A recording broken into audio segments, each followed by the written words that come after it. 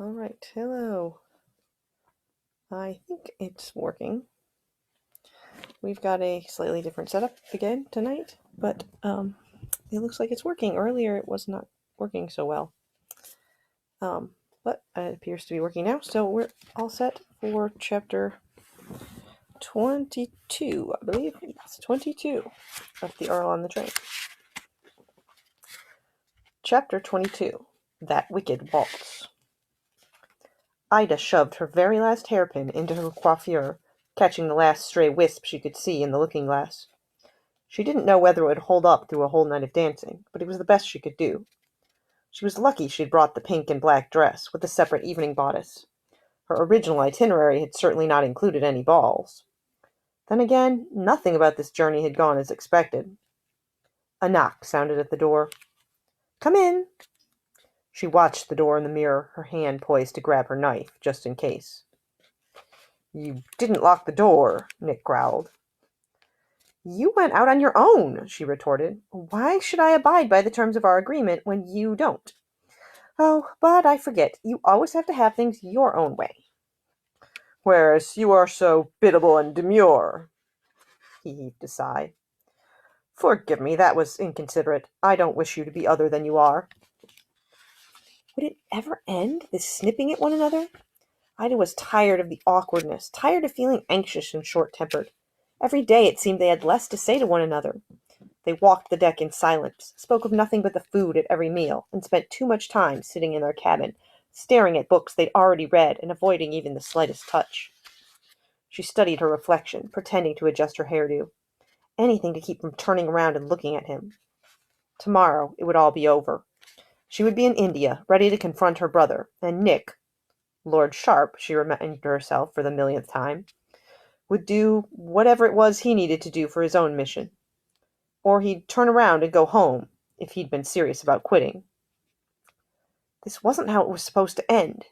She longed for the days when they hadn't fully known each other, when she'd still been berries to him and he'd been no more than a mister, when she'd entertained secret fantasies of adorable amber-eyed children and a modest townhouse in a quiet neighborhood where he would design her a pretty little workshop for her perfume business. At least she understood now why he hadn't touched her since that wild, wanton day when he'd learned her name. Earls didn't marry ruined daughters of tradesmen. And Nick was too good a person to do anything he thought would constitute taking advantage of her. He probably regretted what they'd already done in the throes of passion.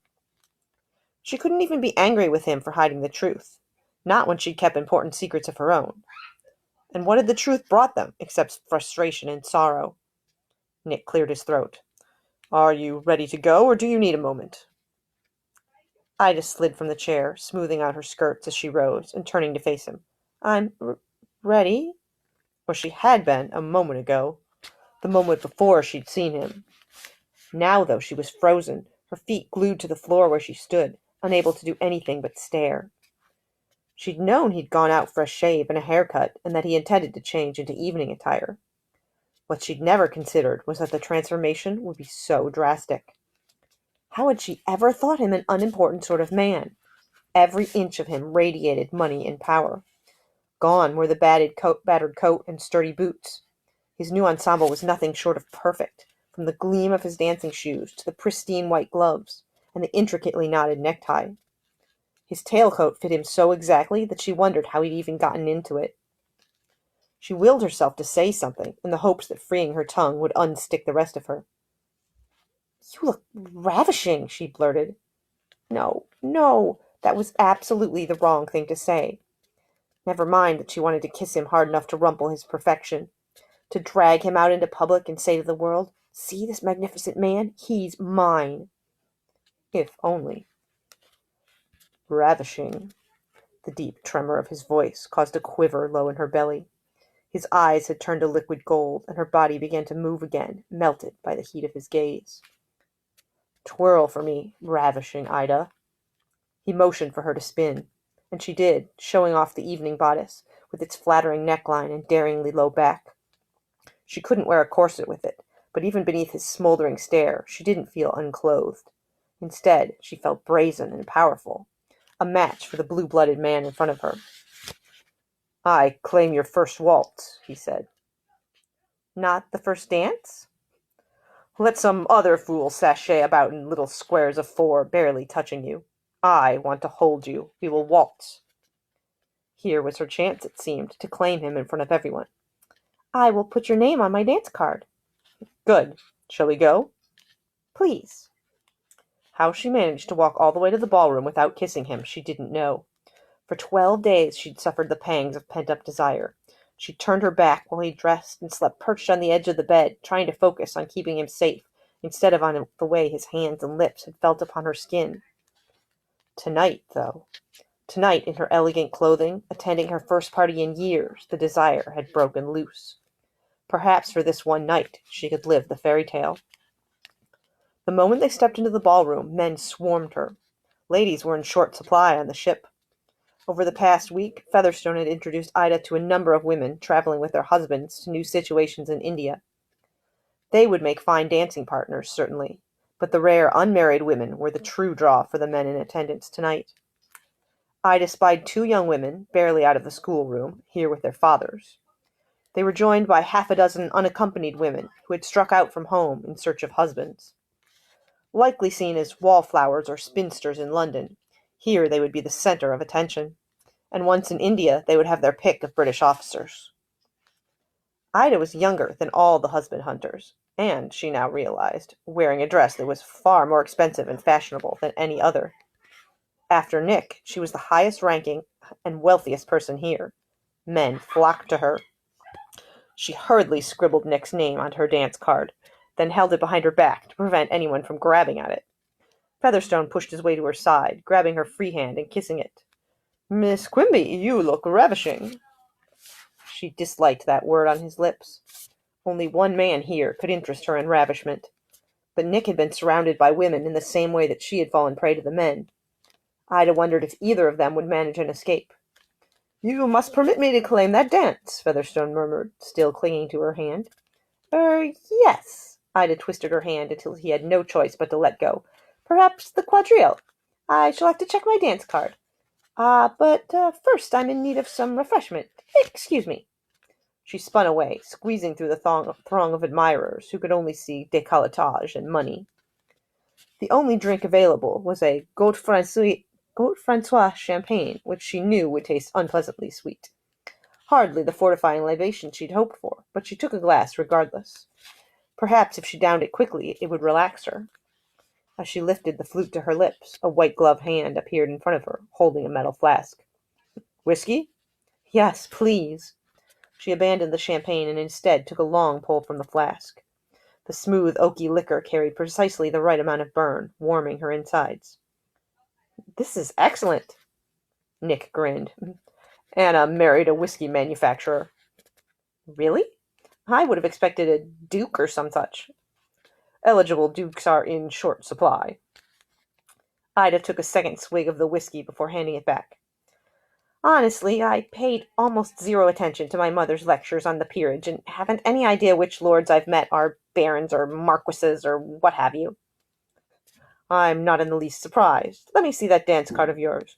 Your admirers are headed this way, and I won't allow them to monopolize all your time." "I put your name down already. First waltz." The tiny attached pencil looked ridiculous in Nick's large hand, but he managed to scrawl something on the card before returning it. "That will do, I suppose." Ida gaped at the card, then up at him. 3 dances? All waltzes. The first, the last, and one in the middle. With so few ladies to go around. "I prefer there be no doubts as to my intentions." She picked a random spot on the floor to stare at, afraid to meet his eyes.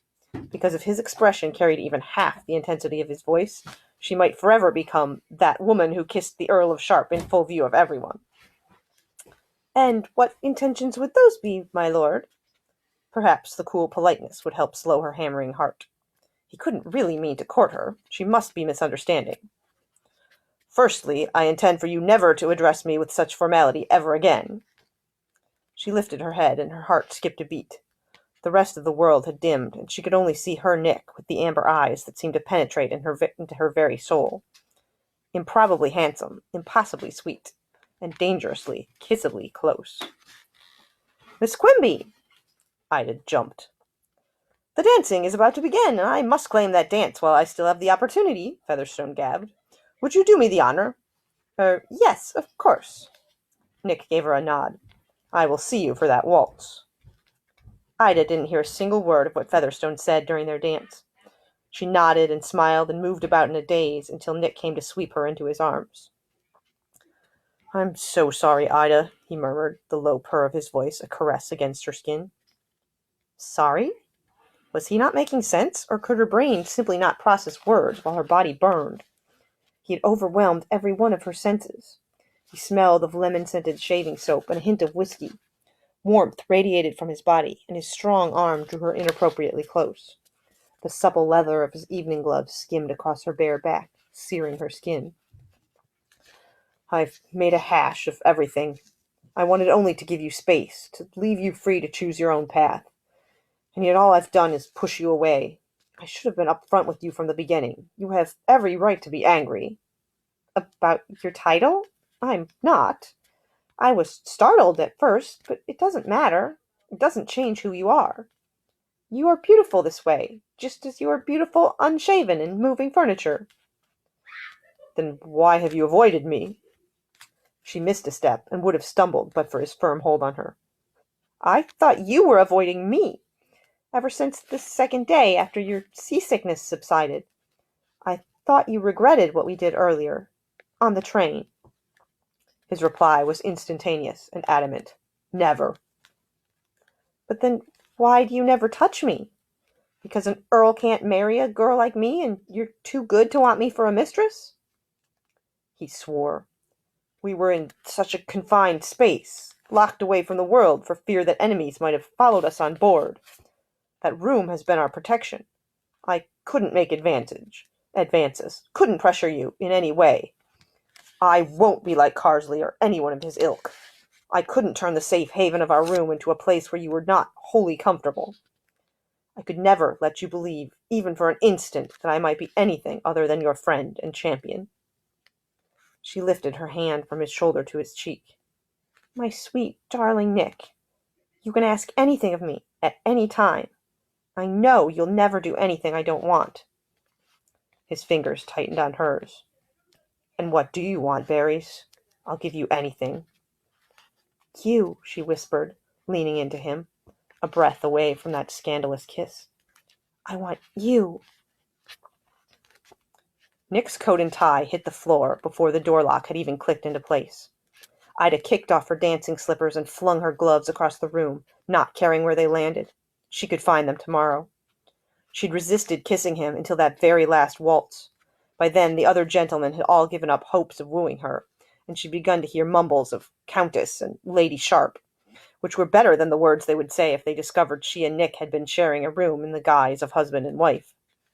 Let them talk. Words couldn't touch her. She was already ruined at home. With no reputation left to protect, she could do as she pleased. And tonight she would have all that he would give her. Nick's shoes went flying, followed by his waistcoat and shirt. Gracious, but the man could undress quickly. Ida gaped at him, fumbling with the tiny hidden hooks in her bodice. He paused with his hands on the fastenings of his trousers. Is this too fast for you? Am I rushing you? I'm rushing you. No, I'm distracted. Mesmerized. She couldn't take her eyes off his bare chest. She wanted to kiss him everywhere. And his lower half remained covered. Unacceptable. Don't stop. Ida found the last of the hooks and freed herself from the bodice. Nick's eyes darkened with hunger at the sight of her bared breasts. His tongue snaked out to moisten his lips. Sweet, luscious berries. I'm going to eat you alive. Yes. She started in on her skirts. Oh, please, Nick. His trousers dropped to the floor. He cast stockings aside, then drawers, leaving nothing but the man himself. Strong, powerful, gorgeous, and hers for the taking. Ida's skirts pooled at her feet. She stripped off her stockings as he watched, then shimmied out of the last of her underthings. Her nakedness caused none of the embarrassment or shame people had implied it should. Only a fierce longing to have his body pressed to hers, and a heady thrill at the obvious effect she had on him. What next? She asked. Nick stepped toward her, grasping her about the waist and drawing her into his powerful embrace. Now I worship you." His mouth came down on hers, and she gave herself up to the greedy joining of lips and savage thrusting of tongues, tasting, exploring, devouring, intoxicated by his wet, delicious heat. Ida's skin prickled beneath the ceaseless roving of his hands. Up and down they flew, learning her every curve, savoring even the places she had believed imperfect. He kissed the pounding pulse at her throat, kneaded her buttocks, massaged her breasts, skillful fingers flicking at the stiff peaks of her nipples until she groaned his name and rocked her hips against him, aching to satisfy the pulsating need between her thighs. His answering growl spurred her on. She curled her fingers around his rigid erection, stroking it from base to tip, perhaps the boldest, most spontaneous thing she had ever done. "I want this," she stroked again, wrenching a strangled noise from his throat. "I want you, please." God, berries, yes. Yes to anything. He extricated himself from her grip and lifted her up onto the bed, lowering his body onto hers. Her legs fell open instinctively, allowing him to settle between her thighs. She gasped when he nudged at her entrance. "More?" he asked. "Or no?" "Yes. Stop stopping!" Her words gave way to a prolonged sigh as he eased into her slick passage, stretching and filling her. "Tell me if I hurt you," he murmured. Ida responded with a thrust of her hips. "More! Keep going!" Nick withdrew, then thrust deeper. She whimpered. "Yes! Oh, yes!" "You slay me, berries," he moaned. "I could die in the embrace of your sweet honeyed quim." "No! No dying! Only this! Only us!" Their bodies fell into a rhythm, rocking together, moving as one, pushing them nearer and nearer to the bliss of climax. She clutched at his shoulders, arching into him, every taut muscle straining for the coming release. "Please, so close." "Ida, God, Ida, my succulent berries."